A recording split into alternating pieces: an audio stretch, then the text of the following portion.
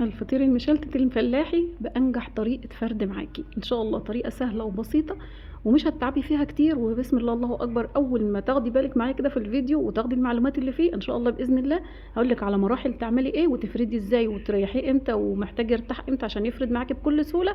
وان شاء الله الفيديو هتطلعي منه مستفادة جدا بفضل الله. قوي ومش هيغلبك كمان في الفرد، يعني مش هنقعد نفرد كتير، لا احنا هنكسر بس الرقاقه بسيط خالص كده ونعدل على بعضيه. اهم حاجه نوع الزبده بتاعك اللي انت هتدهني بيه، واهم حاجه التسويه. تعالوا نسمي الله ونصلي على الحبيب المصطفى.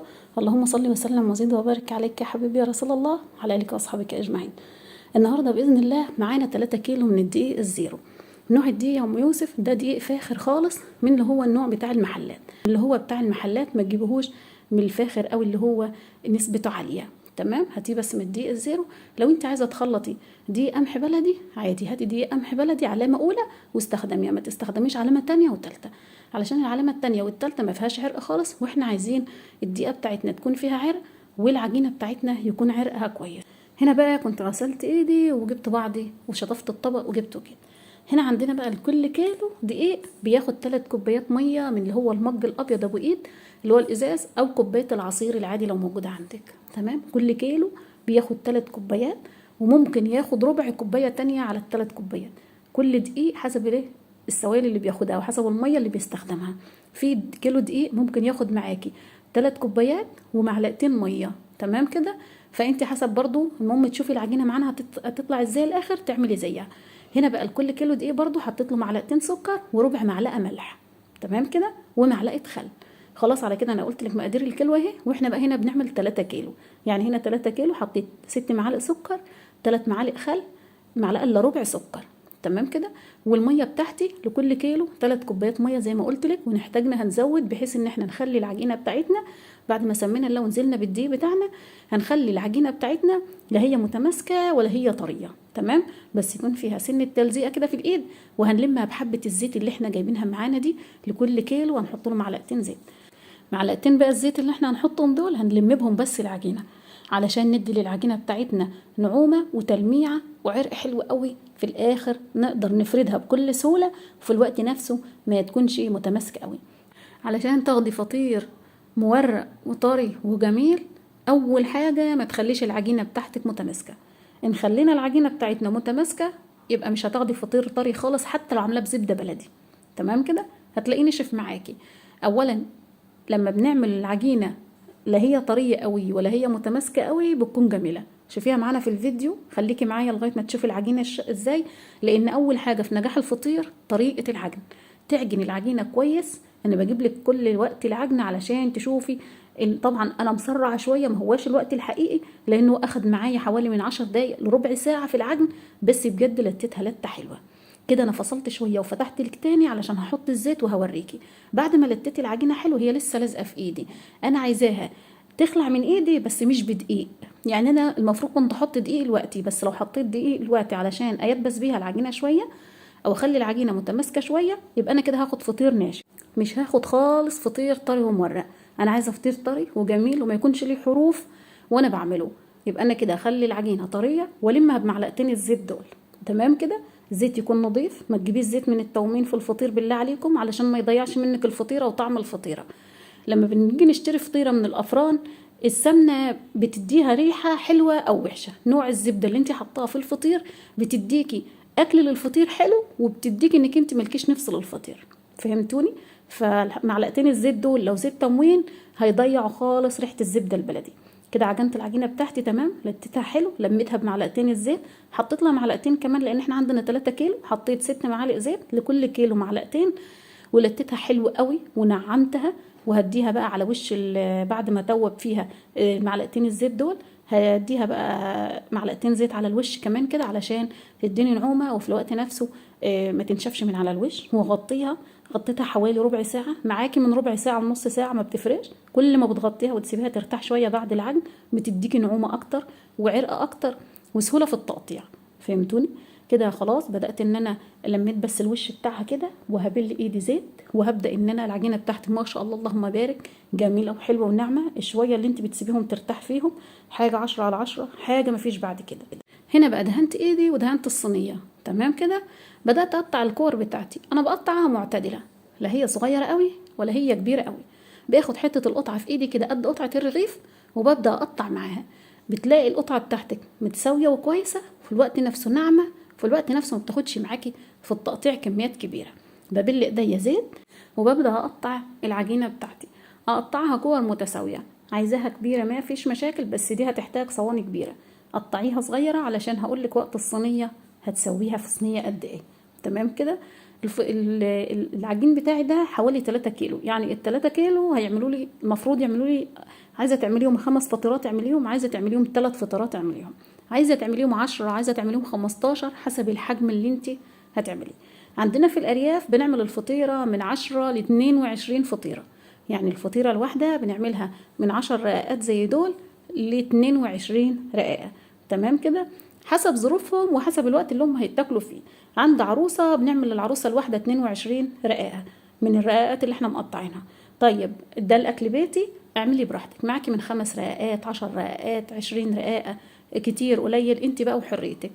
احنا هنا هنعملهم معتدلين في الفيديو ومش هنعملهم كتار قوي. الفطيره خدت كيلو دقيق، ما شاء الله اللهم بارك، الفطيره حلوه مش وحشه.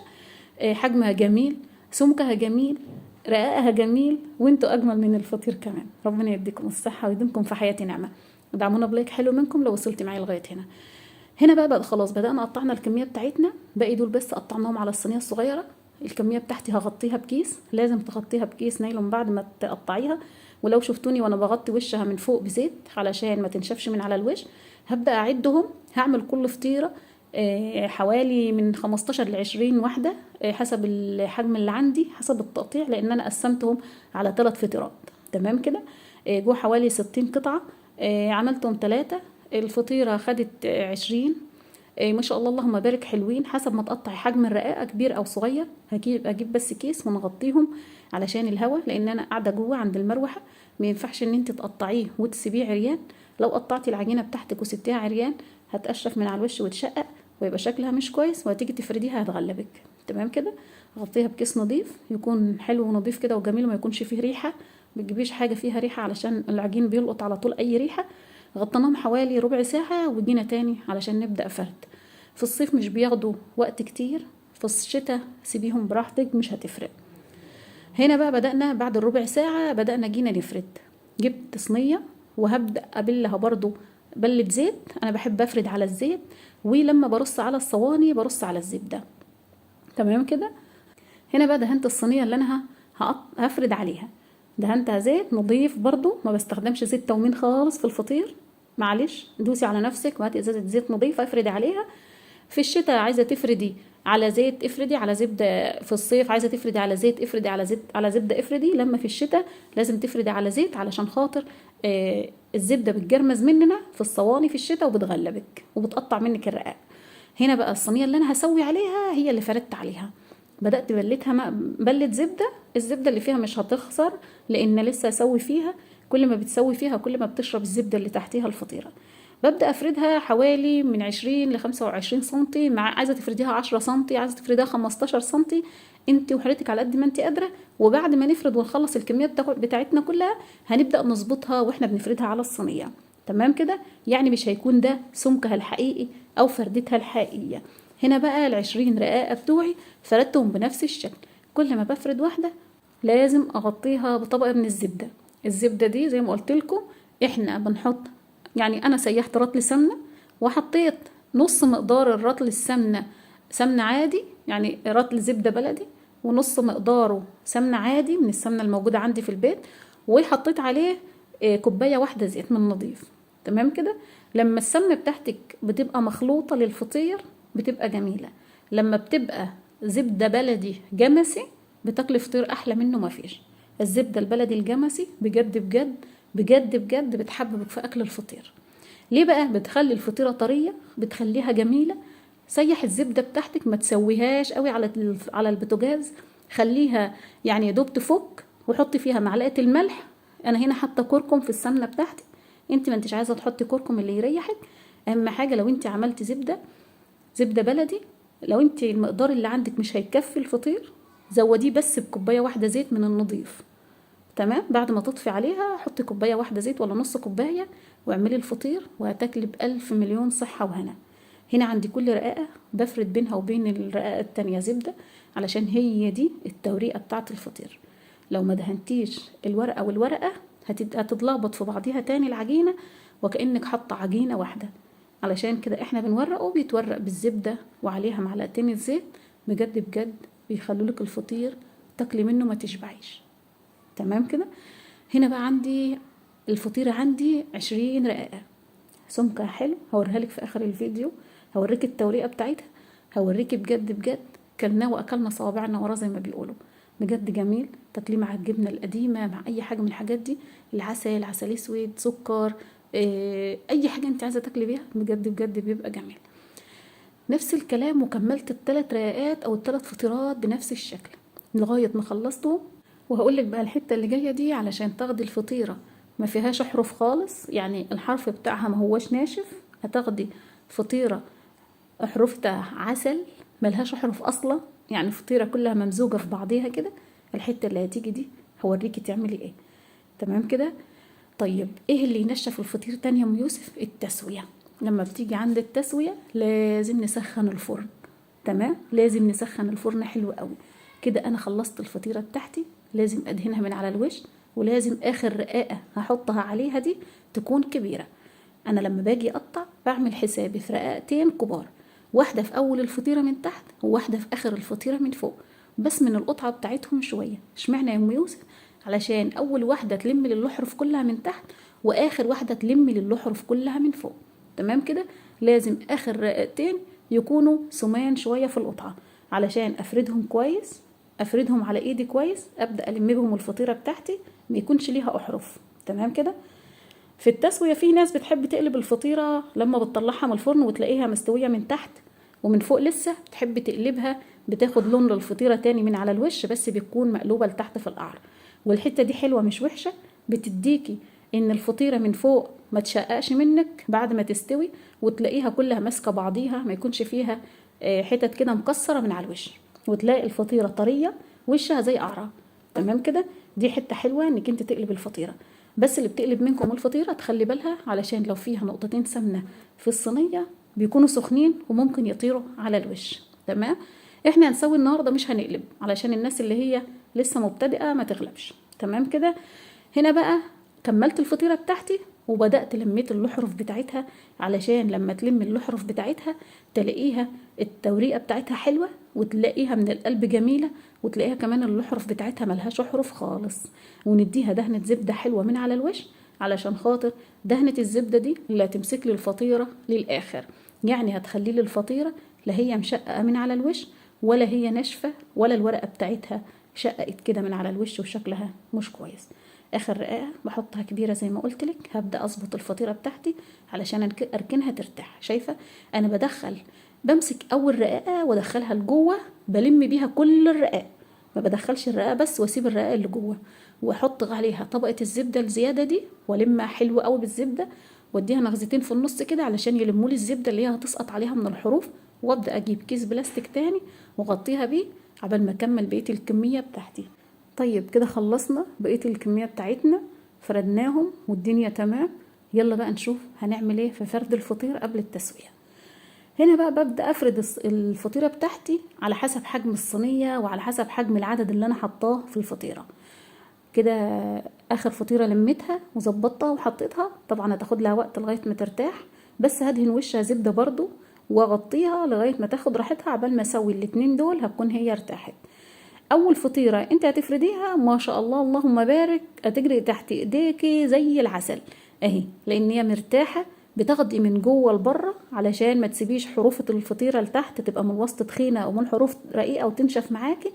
لا، بتبداي تفردي من الوسط للحروف علشان تضمني ان الفطيره بتاعتك كلها تبقى مقاس واحد وكلها حجم واحد. تمام كده.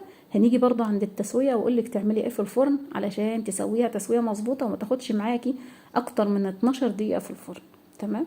هنا بس هدهن وشها زبده حلوه قوي كده علشان ما تنشفش معايا من على الوش، وبرضو هغطيهم بالكيس علشان تفضل طريه ورطبه وحلوه لغايه التسويه. تمام. هبدا بسدل دي فرده بسيطه، ولما اجي قدام الفرن تاني هظبطها علشان التسويه بتاعتها تكون جميله. تمام. يلا بقى نروح عند الفرن ونشوف هنعمل ايه عند الفرن بعد ما نغطي دول كده حلو علشان ما ينشفوش معانا ويفضلوا طري وحلوين زي ما انتوا شايفينهم كده.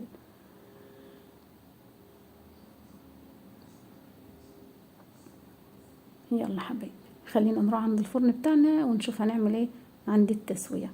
هنا بقى نيجي عند الفرن، ولعت الفرن وعليته من تحت ومن الجوانب زي ما انت شايفة، ولعته على العالي علشان يسخن الفرن كويس، وبدأت هديت من الجوانب. وطبعا القعر من تحت لا بيكون عالي قوي ولا بيكون واطي قوي، ما تقلش عن المتوسط، يعني بيكون النار بتاعته في المتوسط. طب لو الصينية بتاعتي سمكها عالي سمكها تخين خلي النار عالية شوية يعني فوق المتوسط.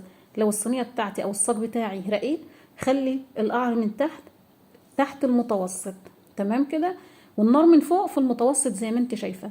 لو خلتيها عاليه ما يقبش الفطير معاكي زي كده، هيتحرق على طول، مش هيلحق ياخد وقته في التسويه علشان يورق معاكي. يبقى كده علشان الفطير يورق معايا اظبط التسويه بتاعته. ما شاء الله الفطير قابب زي ما انت شايفه لانه معمول مظبوط وحاجته مظبوطه ومرتاح مظبوط والدنيا 10/10. هنا بقى تاني تسويه ما شاء الله اللهم بارك زي ما انت شايفه على نفس النار لان الصواني كلها حجم واحد، تمام. بفرد الفطيره بتاعتي ما برقهاش قوي في الصاج او ما بتخنهاش قوي في الصاج علشان لما بتكون متوسطه الرقه بتاعتها بتطلع جميله زي ما انت شايفه. طيب لو تخينه قوي بتلاقي الرقه بتاعها الورق بتاعها تخين، لو بتفرديها خالص بتنشف معاكي. يبقى كده علشان الفطير ما ينشفش معاكي اول حاجه نوع دي يكون كويس، اعجنيها كويس، السمنه بتاعتك تكون كويسه، التسويه بتاعتك تكون كويسه. لو الفطير بينشف معاكي اكيد بعد الفيديو ده عمره ما هينشف معاكي تاني الفطير. ما شاء الله اللهم بارك فطير تمام 10/10 من فوق ومن تحت زي السكر. يلا حبايبي تعالوا بقى علشان اوريك الفطيره من جوه بعد ما سويناهم. ما شاء الله اللهم بارك حاجه كده عظمه، حاجه 10/10. تعالي بقى اوريك الفطير بتاعنا ما شاء الله متحني من فوق ومن تحت، يعني حاجه حلوه قوي. عايزه تدهنيهم معلقه زبده دهنيهم، ما انتش عايزه برضو دي حاجه بتاعتك انت. تعالي بقى اوريك الفطيره اللي بردت دي عامله ازاي، شايفه زي الميه ما شاء الله كده، ما غطيناهاش خالص لا ببلاستيك ولا كيس ولا حطيناها في اي حاجه. انا لسه قاعده قدام الفرن وحاجه ما شاء الله اللهم بارك تحفه. الورق بتاعها مورق ورقه 10/10، طعمها ممتاز حلو قوي، سمكها زي السكر زي العسل، حاجه بجد حلوه. ادعمونا بلايك حلو منكم للفيديو، وصلوا على النبي في الكومنتات واكتبوا لنا دعوه حلوه منكم بصلاح الحال لنا وليكم، وكل من قال امين يا رب العالمين. ربنا يصلح حالنا وحالكم وحال الجميع. حاجه جميله، حاجه مورقه، حاجه فاخر من الاخر بجد، فطير مشلتت فلاحي ممتاز. ادعمونا بلايك، ادعمونا بدعوه حلوه ما شاء الله اللهم بارك، جميله ماسكه نفسها كده وحلوه وزي العسل. يلا حبايبي اشوفكم باذن الله في حفظ الله ورعايته، مع الف سلامه، اشوفكم بخير في فيديو جديد، مع السلامه.